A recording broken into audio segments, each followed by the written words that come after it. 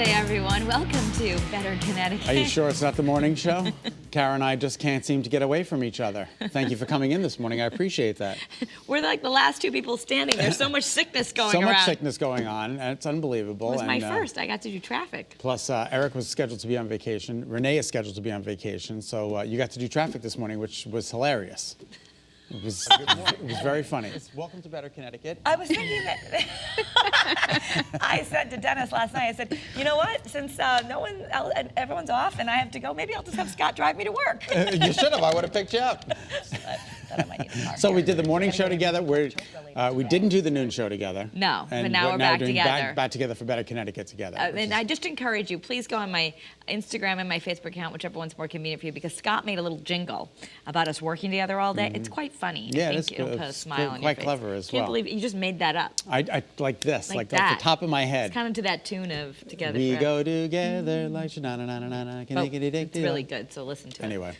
All right, it is National Love Your Pet Day. Yay! Isn't that every day? Every day should be National Love Your Pet Day. But this is a chance to show them how important they are. Yes. And oh, look at the little good kitty swishies. These are my Wujas, and that is Serafina giving Angelo a little bath.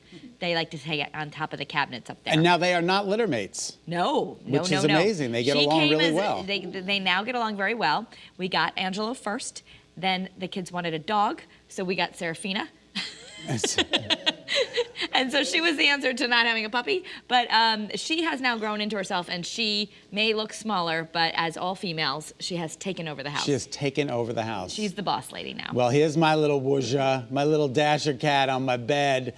He's like, love me. He came into the bathroom this morning, Kara. He never comes into the bathroom, and he just plopped down right in front of me. He was like, what are you doing? Aww. I'm like, he must have known it was National Love Your Pet Day. I'm so glad to see Dash, because whenever it's been my turn to go feed him, I don't see him because he hides. He hides. So this is what he looks like. That's what he looks like. He's a big Wuja. He's 16.8 pounds of Wuj.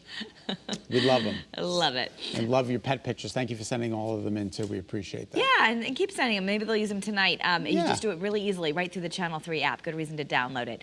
So the Duchess of Cambridge is opening up about parenthood. I know there's a lot going on with the royals, but she's talking about parenthood in the new cover story for People magazine. You know, she's got it rough, Kara. You know what, though? But she gets being personal. A royal. And trying to raise 3 kids on her own. Kids got to go uphill both ways to school. You know, though, she really gets, both ways. She does get real, and she gave a long in their Range Rovers. For sure, she has extra help, and she gave an interview to the podcast that no matter what you have in your life, that all women tend to suffer from some mom guilt and different things, and so she opened up a lot, which was unusual for a royal. Speaking of the royals, there's now we mentioned this on the news, but we didn't get to talk about it on Better Connecticut, so there's a date. March 31st. March 31st. They will give up, Meghan and Harry will give up their official royal duties. And there's a problem with the word royal. Right. The palace is not so sure that they want them using the word Sussex Royal in Sussex Royals in their branding. Well, if they're not going to be royal, Royals are just for the royals. So. You want to be royal. You should do the duties then. You're on a roll today.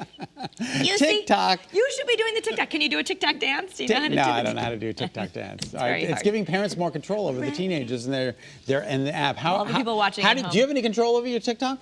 My daughter's TikTok. I don't think I have any control, so I want to know about this because they've rolled out a new platform where you get to have safety mode, and parents can manage their kids' activity spent on the platform, even turn off direct messages, set time limits, but it's only available overseas right now. They haven't put the American guidelines in yet. So it's overseas and it's going to come to America soon, so you can control your kids' apps and do all sorts of wonderful things. But my kids are TikTok obsessed. And don't worry, they'll figure out how to get around you controlling them, because that's how kids are these days. They know everything how to do it. This is amazing to me, the coronavirus. It's really impacting business. Like they're saying, Walmart, 1/3 of the products sold in Walmart are made in China. And a lot of the Chinese companies are closed because of the coronavirus. So now they're not getting their shipments. The iPhone is delayed. The iPhone factories are shut down. Yeah. Walmart, it's really starting to have an impact on the economy. Apple's even warning that its first quarter sales aren't going to be as great as they thought because of the coronavirus.